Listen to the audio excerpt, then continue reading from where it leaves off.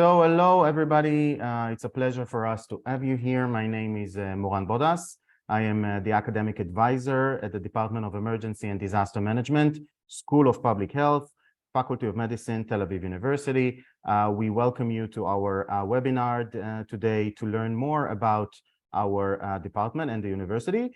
And we'll start off, we'll kick off this meeting with a short introductory video to get you excited about Tel Aviv University and our department.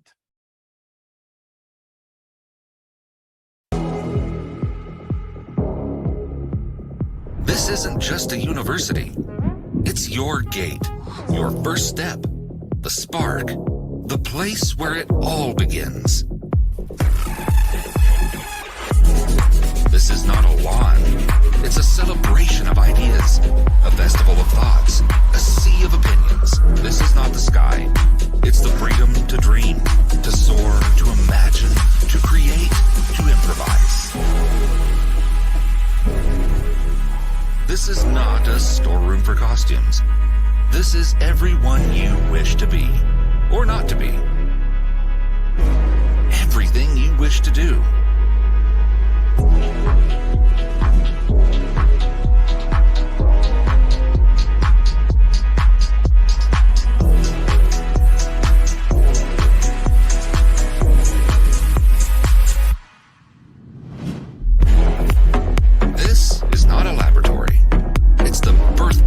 Discoveries, the home of questions, of dilemmas, of inventions. These are not antiquities. This is the history, the legacy, the place where you came from, and your compass for the future.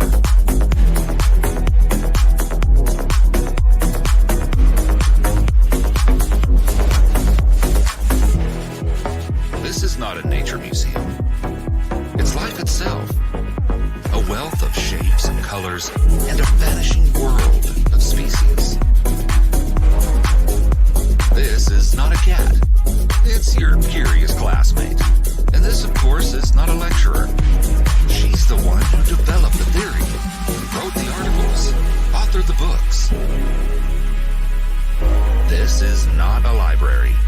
It's knowledge, power, inspiration. This is not just a university. It's your journey in pursuit of the unknown.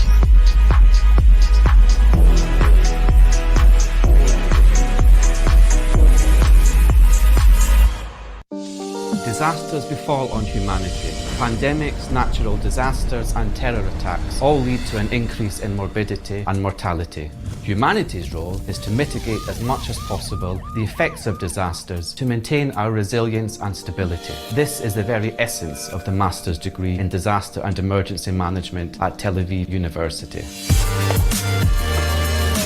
I invite you to register to the Master of Disaster Management degree, a program that is designed to build and develop a generation of leadership in this vital field. The program is designed for students who come from diverse professional backgrounds and include guest lectures, tours, field exercises, conferences, and training that integrate academic theory and practice. Upon graduating from the program, I decided to pursue an academic career with a PhD. Choosing this path allowed me to be integrated into high-ranking positions in the research world. The academic career allows those who choose it to explore theories and bring them closer to practice. My classmates, the professors and administrators, the management and public policy courses, and participation in emergency drills are the program's special sauce for a transformative educational and hands-on experience. Through obtaining master's degree in disaster management, I know I can apply the knowledge and the skills in African countries which are eager to local forces to bring change. This program has helped me tremendously, from the classroom to the field and all over the world, with meeting executives and medical professionals, especially this past year as the world was dealing with a global pandemic. It made me even happier I chose this program. And another huge advantage is learning from the teachers who have the most experience in this field from an international disaster management level. I recommend anyone looking to excel their career in the nonprofit or public sector to join this program.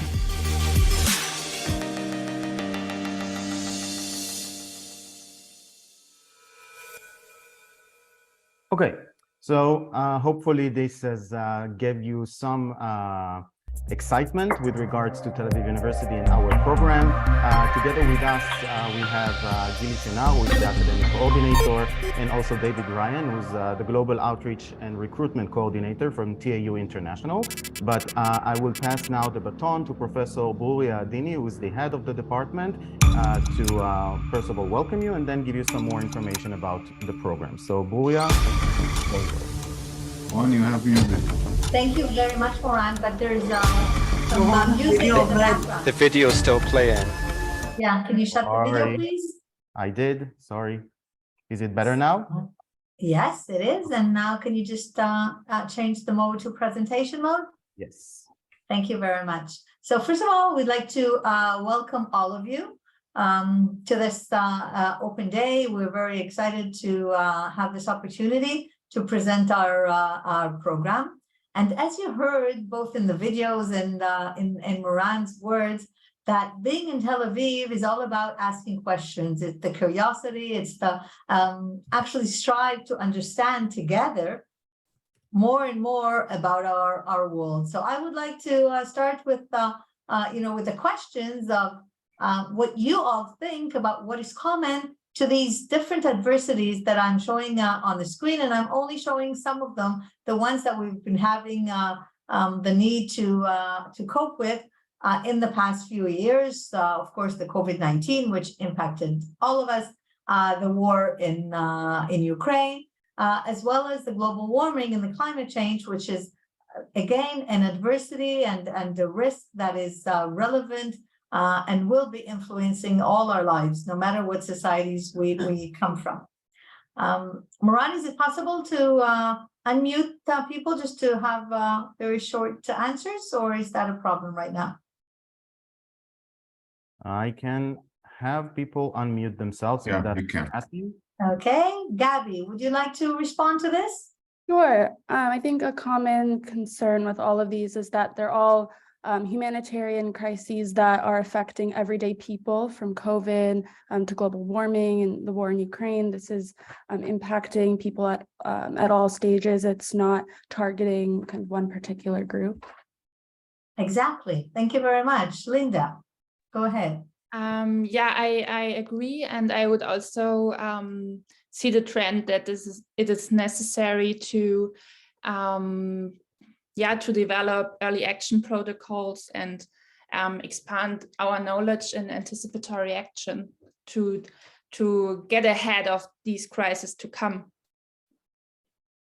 Exactly. So both of you are very much accurate in your understanding that no matter what type of adversity we face, most of them are not relevant just to a particular society, but they have global and certainly regional impacts. And in order to make sure that our societies are resilient and are able to effectively cope with these situations, we need to prepare, we need to work together, because it's not just in a specific place or time. And we need to actually put all of these tools into a practice at the different levels, starting from the governance systems, the first responders, and so on, but all through the different hierarchies, including the population. The public is certainly a crucial resource in emergency management. In order to do so effectively, in order to save lives and make all of our societies more adaptable and resilient and able to face whatever we expected or did not expect, this is why we need the knowledge on disaster preparedness and disaster management. And this is what our program is all about. So when we look at our program, the master's program on emergency and disaster management, we actually have several crucial and vital elements that make this program so relevant to the building of the next generation's leaders, the experts of no matter what society you come from, the ability to actually help maintain the societies, the safety, the security, the resilience of the society.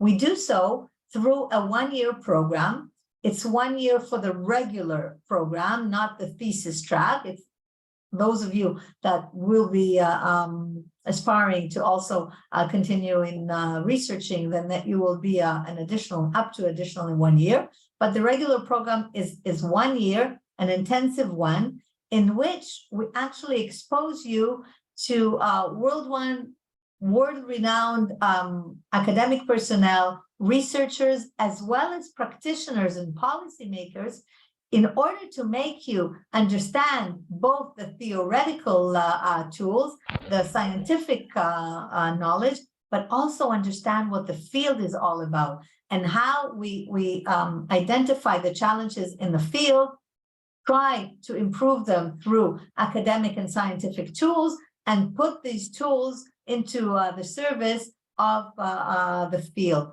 So the connectivity between the theory and the practice is something which is intrinsic in our program. Now, the program is actually built to allow students with different aspirations to actually find the ability to pursue their own ambitions, whether it's to become a leader in disaster management, or whether it's to become an academic and actually focus on research. So during the program, we expose the students to both of these possibilities. Again, the connectivity with the field, by meeting policymakers and decision makers, by having the opportunity to intern in the field throughout the program in the first 2 semesters, and also choosing between 50% of courses that are elective, so that each student can actually learn more and more and delve in deeper to those elements that are more interesting or more in line with each student's aspirations of what they want to do with this knowledge after they complete our program. Moran, can we go to the next slide, please? So what will happen during this year of studying? First of all, as I've said, those that will graduate from the program are going to be the leaders of emergency preparedness and emergency managers in their different societies or in the international arena. And they actually will interact with varied people that are in the governance systems, that there are in non-governmental organizations, and they will be the ones who will contribute towards making our world a better place, a safer place to live in. We know, and we've been seeing this growing in the past few years, but even in just the past 3 years, what was happened with the global pandemic of COVID-19, the war in Ethiopia, in Tigray, the war between Russia and Ukraine, which all of them had impacts much beyond the specific community, and they actually impact on societies worldwide, whether it's directly by being exposed to the fighting itself, or indirectly through the economic impact, through the political impact, again, the geopolitical characteristics. All of these occurrences have accentuated the need for more and more expertise in emergency preparedness and emergency management, and has made the field become more and more attractive to different types of practitioners and academics, in order to enhance the knowledge and make the preparedness something which is implemented in all society.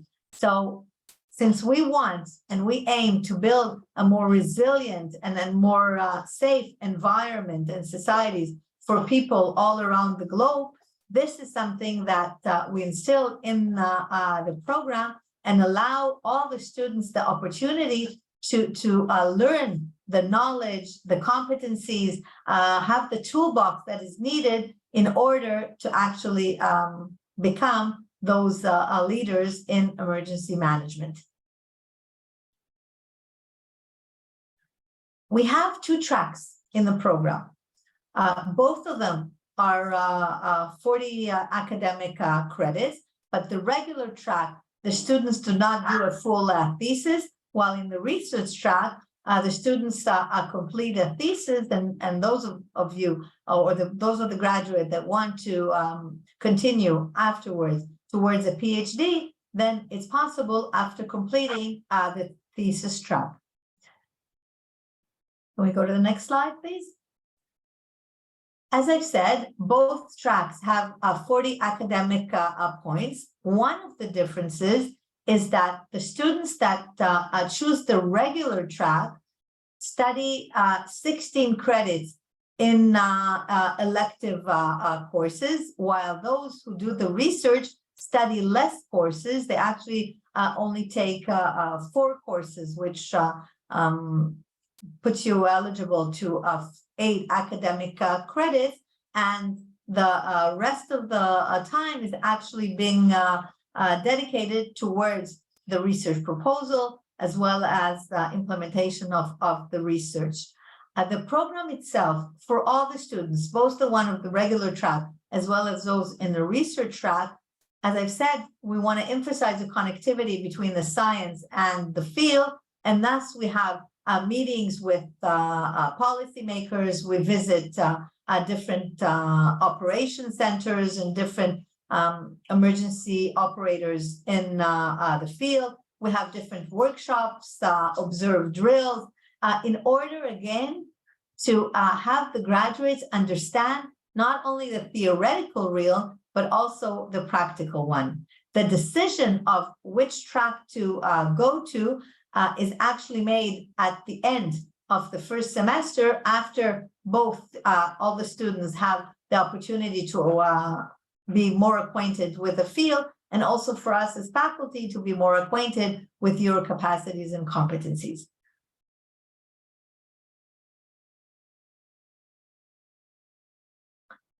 You can see here just a very short glimpse of some of the courses, and we'll give you also the opportunity in a few minutes to actually listen to a very brief lecture presentation, just to give you an understanding of how the classes actually look like during the academic program. So you can see that there's diverse courses. This is because one of the the basic foundations of our program is that we believe that emergency management and emergency preparedness is based on a multidisciplinary perspective.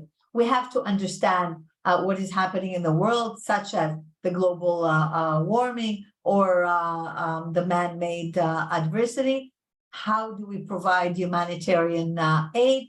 How do we treat and manage the populations? So, for example, the disaster psychology. What do we have to know about the public? How can we anticipate their behavior in order to provide a good response? How do we relay the messaging through the risk communications? What are the economic implications of disaster management? What are the logistic ones, the legal ones? All of these different elements, the different perspectives of disaster preparedness are integrated as part of the course curriculum. As I've said, there are the 2 tracks. The regular track, which is a year long, also has a component of research, because again, this is a master's program. So each student can choose what final project she or he wishes to pursue. It can be a literature review or a research proposal. It can also be based on data as epidemiological research, or it's also possible to do a full small-scale research if there is, of course, from the side of the student, the time and the resources to invest in a full study. On the other hand, those that do the thesis are learning one more year, up to one more year. The second year is dedicated fully for the research and just accompanied by a seminar, a research seminar, in order to actually provide the support that the students need, along with the supervisor, which is allocated to each student. The decision, as I've said, is made at the end of the first semester, both on behalf of the students themselves and on behalf of the faculty that have to decide if the topic is relevant, if the student has the capacities, and of course, if there are supervisors that are adept and in the specific topic and are willing to supervise the students. The requirement to be accepted to the program is based, first of all, on an average of the full courses that are taken in semester one. The average has to be 80 or higher, and specifically the 3 methodological courses that you can see here, a score of at least 80 in each and every one of the courses. What is a toolbox? I've mentioned before that our graduate actually take with them a lot of skills and competencies, and you can see here the different elements that we want all our graduates to be adept in. It's not just, you don't come and hear lectures and you know, decide what to actually assimilate and what is forgotten. We want our student to be completely interactive in the study program. The students actually have a lot of small group work, a lot of interactive sessions, both within the class discussions, but also beyond it, so that you are able to develop the learning skills, the ability to have an open mind, creative thinking, so that you can understand whether something that is provided either in class or in the literature and so on, is that actually the best response and the best measure for every society that you're wanting to pursue and enhance their emergency management? Or should you actually adopt something else or adapt existing measures in order to adapt them in the most fitting way to the specific culture, to the specific context of each society? We want to help you understand how to go about problem solving so that you can be the ones who can dynamically tackle any situations based with the foundation and principles which you will gain, put them into specific use in order to make this world a better place. And just in a few minutes, you'll hear from one of our graduates that is doing just that since the graduation of the program. We want to build the generation that understands and can implement that type of knowledge and competencies. So you can see where our graduates are integrated. You can find them in the leading institutions and body worldwide, both in the national, local governance systems, as well as the international institutions. Many of them go towards non-governmental organizations, whether it's for the disaster management or humanitarian aid. You can find them in both the private and the public sectors. The private sectors, not just the high tech, but the industry at large, now understand the importance of business continuity and thus look and seek for competencies in disaster management. And of course, some stay in the academic arena and continue towards research. So I just want to very briefly give you an understanding of what are the requirements. In order to be accepted, you can come from a diverse background of academic studies, because we are, as I've said, a multidisciplinary program. We want it to be reflected both in our students, in our courses, in our faculty, but you have to have an average of 80 and above. All the candidates will be interviewed, and only following the interview will there be a decision concerning acceptance to the program. You can see here on the screen, if you have any questions or any consultations that you want to do, Ms. Gabi Bar is available and can put at your disposal all the information that is needed. And of course, that information is something that may come to you over time within the submission process, so you can always seek out the answers. For the question that was asked, yes, it's 80. it's in 80 out of 100. That's the minimum, and it can be translated to the other types of grading. So you saw the film on Tel Aviv University. Tel Aviv is a city that never sleeps.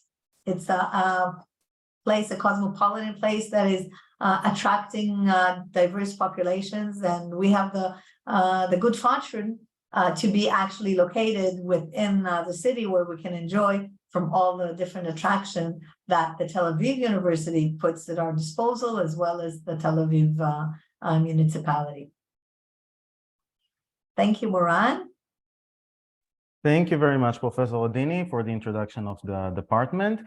We move on, and I would like to give the floor now to David Ryan, the Global Outreach and Recruitment Coordinator at TU International, to give you a little bit more insights with regards to studying at Tel Aviv University. David, take it away. Wonderful, Moran. Thank you so much. Let me just... Okay, you can all see. Perfect. Okay, so good afternoon, everyone. My name's David. I'm from the Lowy International School here at Tel Aviv University. You may have known us by our previous name, Tel Aviv University International, but we did change our name just last month in December. So we're now known as the Lowy International School. And we're very much the hub on campus for all international students.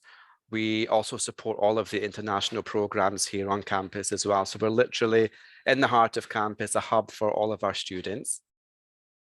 I'm not going to play this video because I only got a few minutes, but I think you've all seen this video before. It's on our website on the homepage. And Taoism is our philosophy here that you study best through experience. You learn with your head, you understand with your feet, and learning happens everywhere and sometimes when you least expect it. So when you come to Tel Aviv University, you don't just learn in a classroom, in a lecture room, you learn in a campus, in a city, in a country. All of these experiences will transform you. And we call that Taoism. Okay, just zooming out a bit, you heard wonderful things about the wonderful program, but just want to zoom out a bit and tell you a bit more about Tel Aviv University. We're Israel's largest and most comprehensive institution of higher education. We have 30,000 total students, and of that, 2,000 plus are international students, and they come from 100 plus countries. Typically, we get students from North America, from Latin America, from Europe, Asia, Australia, as well as the international community here in Tel Aviv. We have, it's a big institution, 9 faculties, 125 schools and departments, 400 labs. So we are a big multidisciplinary institution of academic excellence. If you've not been to our campus, it's a wonderful campus, a big campus, 220 acres, just north of downtown Tel Aviv, lots of green spaces. We were also voted Israel's most beautiful campus as well a couple of years ago. I won't go into all of them, but obviously we're very proud of our position. We're the #1 choice for Israeli students. We're a top 100 innovation university. Innovation, it's very much part and parcel of the DNA here at Tel Aviv University. And I also think it's, where, Israel is the high-tech innovation hub of the high-tech world. And I think we're very much part of that.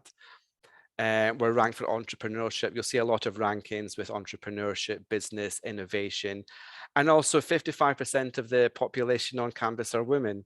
Just 2 years ago, the campus set up its very first Equality and Diversity Commission, headed up by Professor Netta Ziv, and their remit is clear. It's just to enhance opportunities and visibility for everyone at campus. As I mentioned, we're a big multidisciplinary institution of academic excellence, and our impact is felt large and wide. We have 9 faculties, and that alone creates, unique and fascinating connections between disciplines that are not traditionally connected to each other. And that alone provides infinite opportunities for academic creativity and further research. I mentioned just earlier that we have 400 labs on campus, 130 research institutions, world-class faculty, renowned professors, students from 100 plus countries.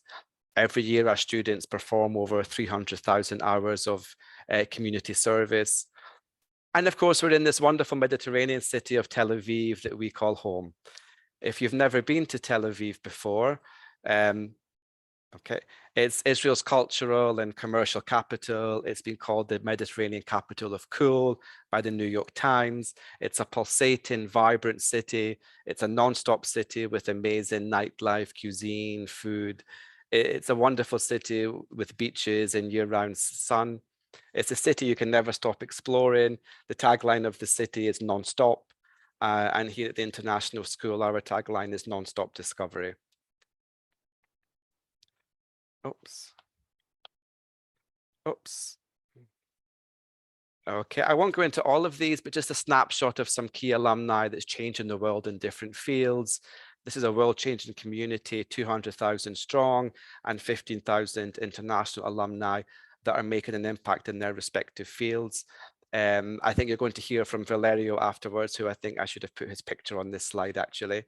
A couple of people, you know, Yota Motolenge, who's a very famous chef and author with a couple of restaurants. Also Professor Anit Sachi, who developed a new way to treat and prevent melanoma through a nano vaccine. So we hope that if you come to us, you'll be successful and make an impact in your region and your area of expertise and help fly the flag for TAU. If there's one thing I want you to take away from my session today, it's the student life team. They are what we call madrachin, madrich or madricha, which is the Hebrew word for guide or counselor. And they're there very much to give you a nice soft landing. So they all work for us. They're all Israeli students post-army doing their first or second degree. They're there on arrival. They help you with orientation. They live in the dorms with you. They are your go-to people 24/7 for any issues or support that you need, whether it's, you know, a university issue or you've lost your RAV-CAV or bus pass, you need someone that speaks Hebrew, they are your go-to people. In addition to that, they do amazing events. They do events on campus every week, pizza night, yoga night, movie nights. They did some Krav Maga martial arts workshops on campus last week. They'll also take you off on day trips in Tel Aviv, in Jerusalem, overnight trips in the north and the south. So you'll get to explore all of Israel through the student life team. And this sense of community extends through to the housing on campus as well. So if you are looking to live in our dorms, we have on-campus housing. Of course, they have security. There's insurance included. There's a food court and supermarkets right in the area there. They're a very, very nice place to stay. And also, what we try to do is keep all of the international students together, but at the same time, you're surrounded in the dorms by Israeli students. So you get the best of both worlds.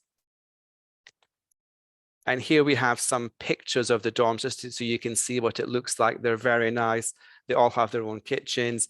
They don't do meal plans here at the university, but there's plenty of places on campus to buy food.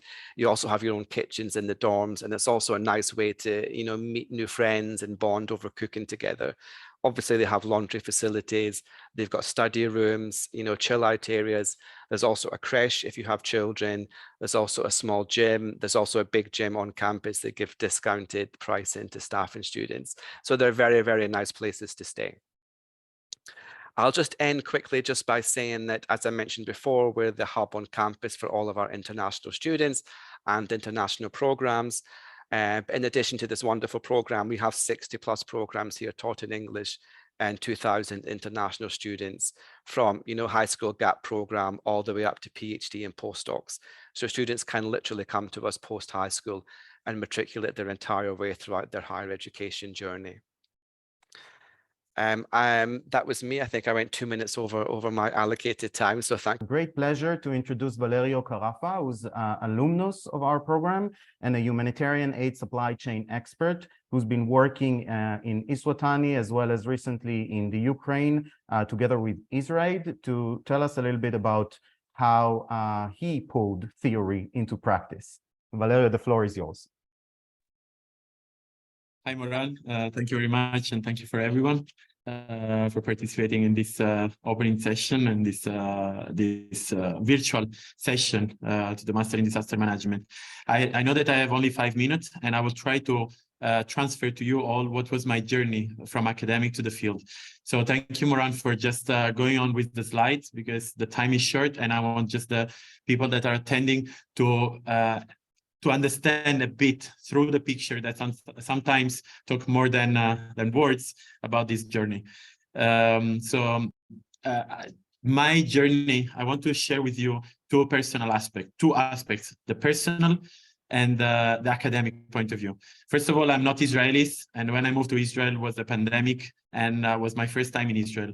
And Israel and the Tel Aviv University welcomed me as a second family.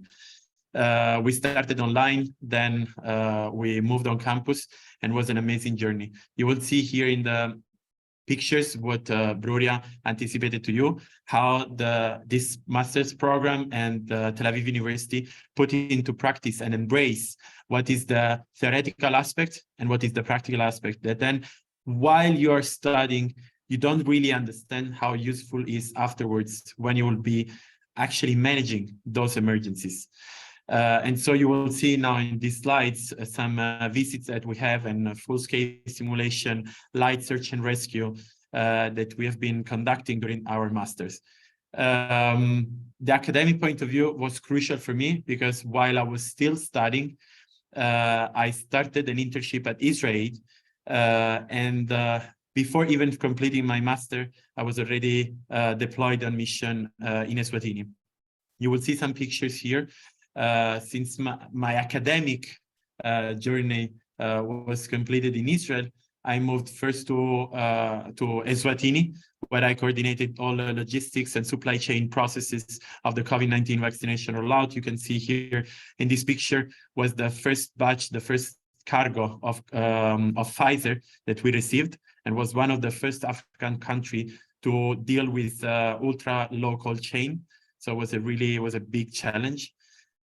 Soon after Eswatini, I moved to Haiti. That was a very, very complex mission.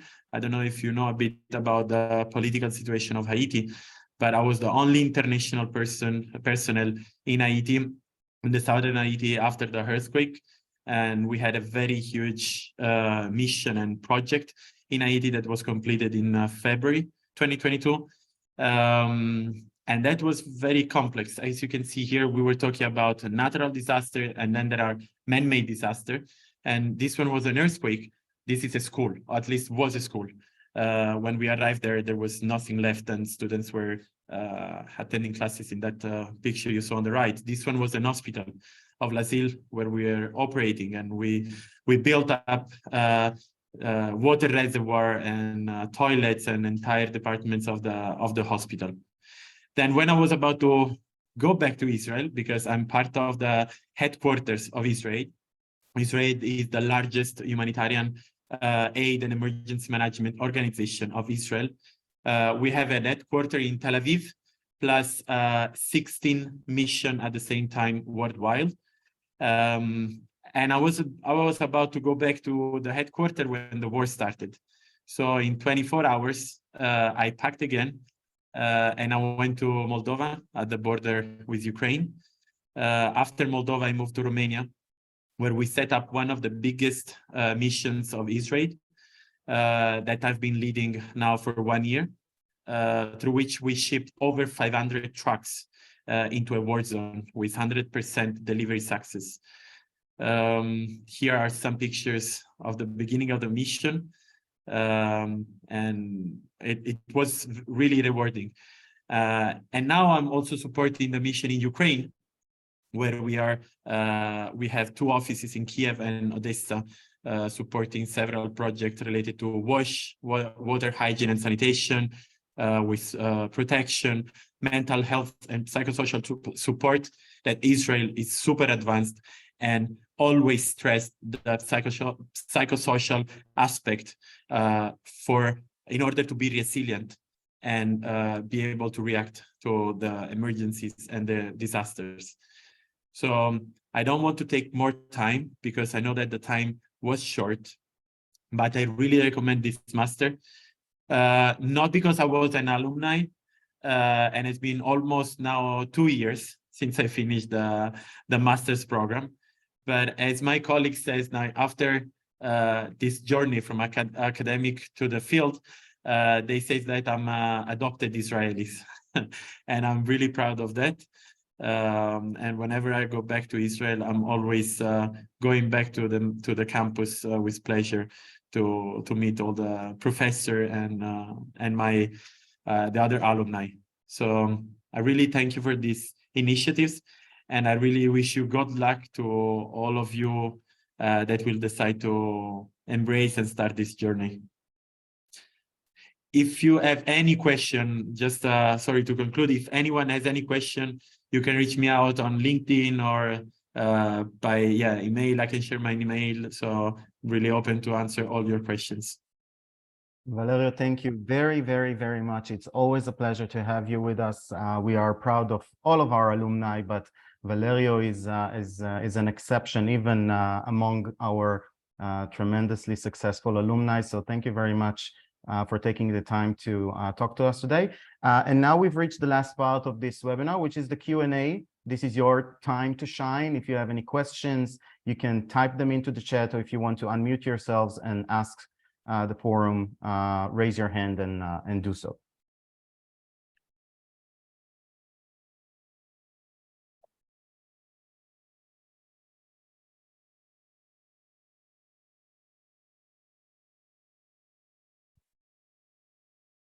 Yes, Linda.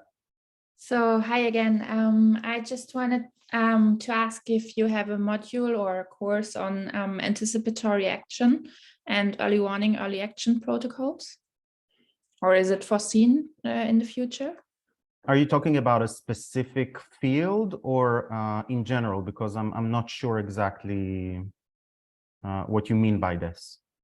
So yeah, an overall introduction and then going into early action, early warning protocols regarding food security, for example. Mm-hmm. But so yeah, I would like to specialize and see if Tel Aviv University is the right fit. Right. So as introduced before by Professor Adini, our program is a multidisciplinary one, which allows the students enrolled in our program a broad and wide understanding of the different aspects of disaster management. The issues you raised are integrated, not in a specific course, rather in every single course, because you start off with the introduction to emergency and disaster course, learning about mitigation and prevention. And then for each and other, for all the different other courses, you will be getting information pertaining to the issues you've raised, for example, within the humanitarian aid course, or within the disaster psychology course, or even the risk communication course, et cetera, et cetera. So the topic is covered not as a specific or designated module, but as part of the different aspect taught in the program. Please, Gili Shenhar, who is the academic coordinator, Professor Adini, if you have anything else to add, feel free to jump in. I hope that answers the question, Linda. Yeah, thank you. Okay. Yes, there was another person wanting to ask something. Hello. Yes, Amit. Yeah, Mr. Moran, I'm sitting in the webinar right now, and I just want to ask one question. I'm from India, actually. I'm a fire safety engineer. What is the intake date of the program? What is the, sorry, the what? What is the intake date of the program, the intake month? In which month it starts? Yeah. It starts in October. Every year, the school year, the academic school year starts as soon as the Jewish high holidays end. That usually around September, October. You can reach the academic schedule on our website, and I think Gabi will post the link soon to the chat, so you'll be able to see the specific dates of the entire school year shortly. Okay, and the second question mine was that there are some scholarship programs regarding the Indian students. So what are the scholarship options which I have the best to cater on? I'll refer this question to Gabi. Gabi posted on the chat a link to funding sources and scholarships. You'll find all of the information there. So I'm not super informed about the different scholarship, but there's the link again, so you can get all of the information from there. Okay, Mr. Moran, thank you. You're welcome. Okay. Any other questions? Don't be shy. That's your time. Yes, Gabi. Hi, I just wanted to clarify the difference between the two tracks, the regular track and then the thesis track. Is it still possible to participate in the internship aspect of the program within the regular track? Yes, thank you very much for the question. And I see it's also a question raised on chat. So it's two birds with one strike. The program, as we told you before, is really focused on practice. Pulling theory into practice is our motto.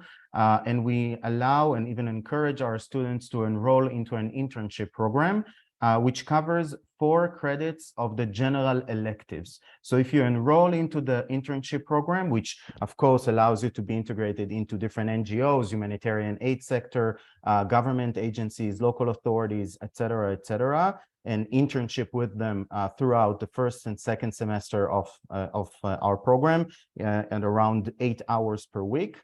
You will get the 4 credits that you are eligible, which goes toward the general elective.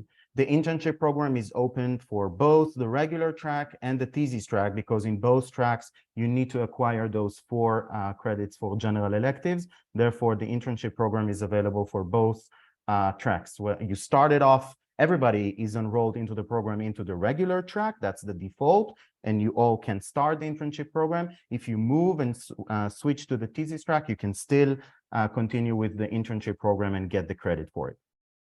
Does that answer your question? Yes, thank you. Thank you. Liad? I have a question about the internships.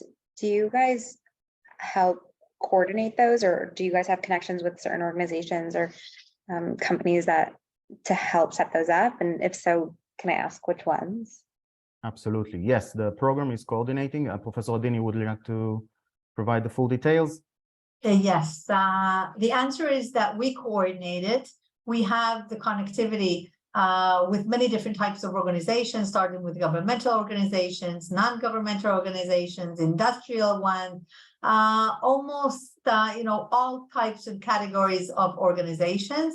We do the ongoing coordination with them in order to make sure that it's a win-win situation, that both the students have the utmost experience and that the organizations also receive help from the students.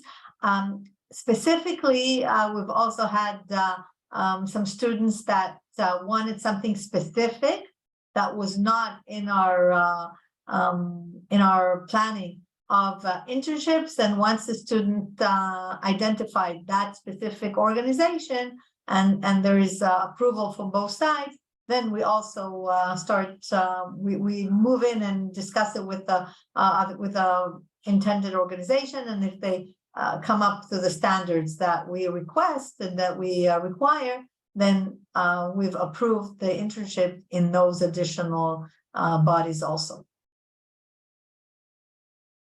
Okay, thank you. Thank you. More questions?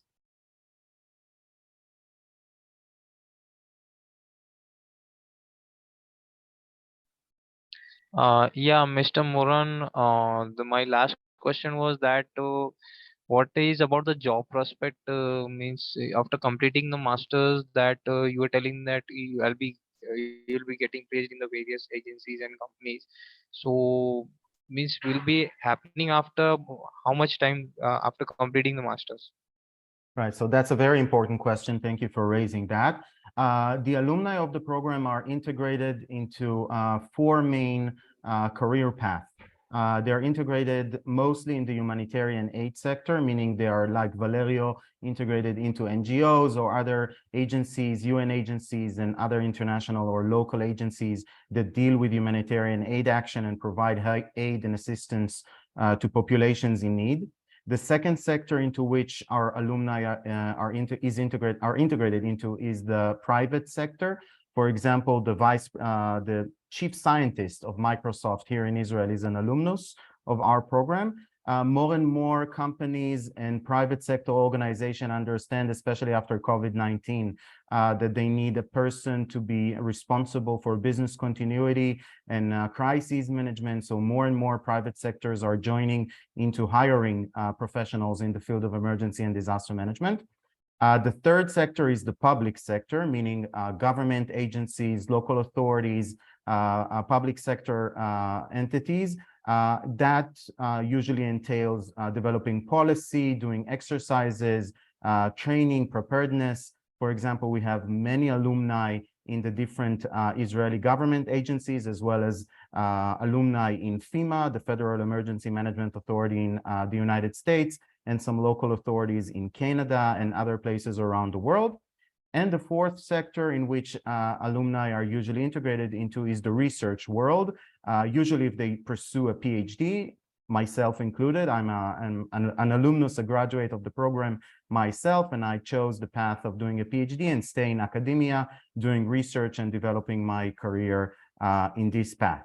All of these options are available to the different students who are graduating from the program. It's important to note that Tel Aviv University is not a manpower agency. We don't ensure that you are integrated into specific positions once you graduated, but we definitely equip you with the toolkit to be able to meet the requirements of most positions, as well as the networking and the assistance to get into those first foot in the door, so to speak, first positions to build your career along the path. Thank you, sir. Sure.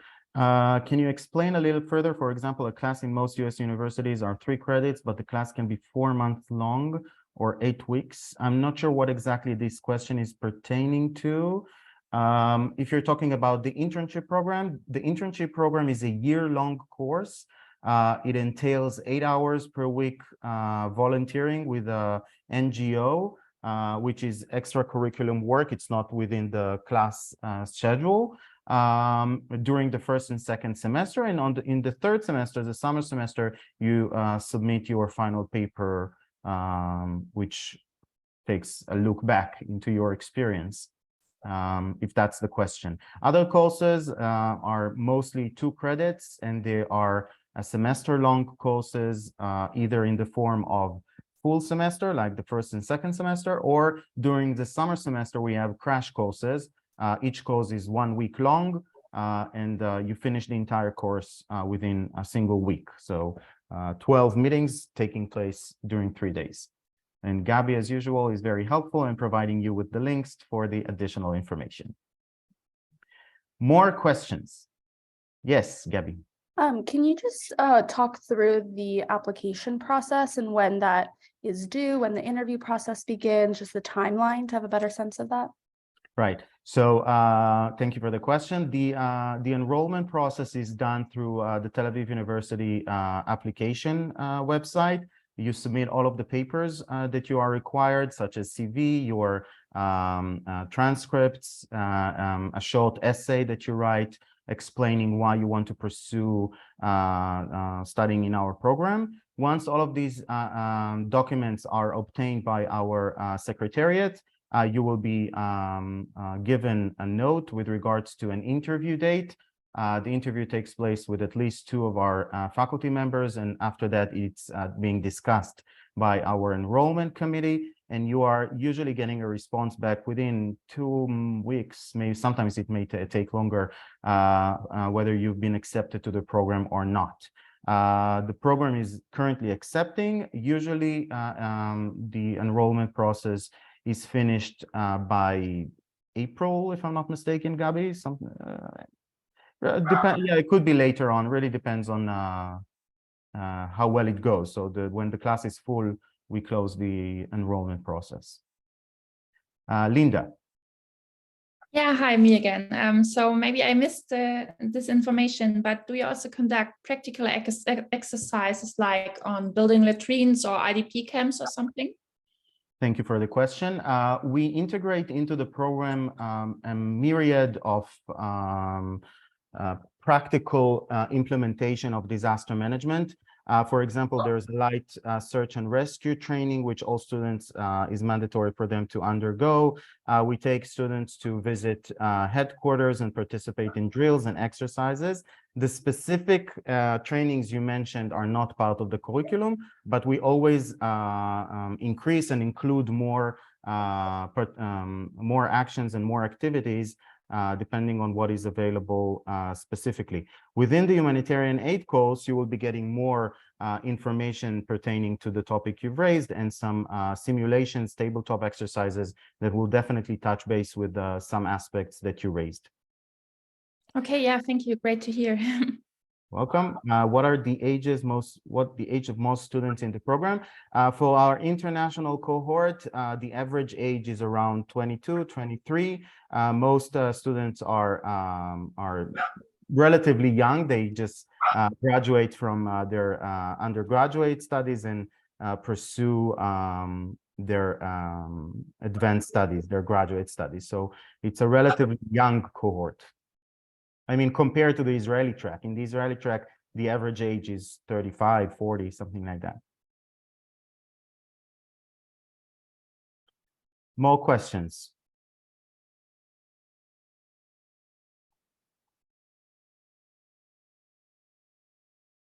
Yes, it's true. We have older students and we like them just as we like all of the students enrolled into the program. We don't discriminate. Any other questions? Okay, so I think this is a good place to wrap up. Professor Adini, would you like to say a few words? I just want to say, and it actually goes to reference also to the last questions of how old are most of our students and so on. I've said before that this is a multidisciplinary and diverse program. That also goes not only to academic and employment background, but also to age. You know, we've had throughout the years students that already had their PhD. We had a student over 60 years old and so on, that actually turned out to be the leader of that cohort and so on. So the diversity is something that it's intrinsic to the program. It has to go to almost any direction that you would take because we believe that our ability to build resilient populations, resilient society is built on the collaborations of all of the resources that we have, which is all populations, all types of communities, the different types of responders and so on.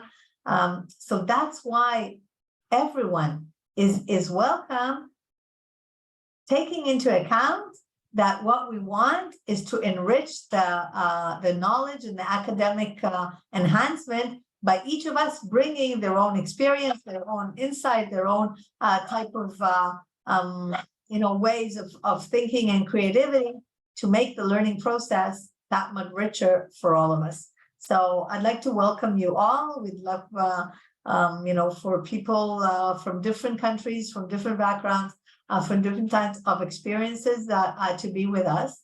And we're open to your questions, and hopefully with or without relevance to the integration in the program, I wish you all resilient society, resilient family, safety, and security for all of us as a person, as an individual, as a community, and as a society. So I'd like to thank you, Moran, for moderating this. I'd like to thank Gabi, who has set up this open day, and actually all the efforts that are being made to outreach and bring the needed information to all of you. I'd like to thank Gili, our academic coordinator, for accompanying the student throughout the program. And of course, I'd like to thank Valerio for being with us and sharing his insights again and again throughout. So be safe, everyone, and we look forward to seeing you here in Tel Aviv.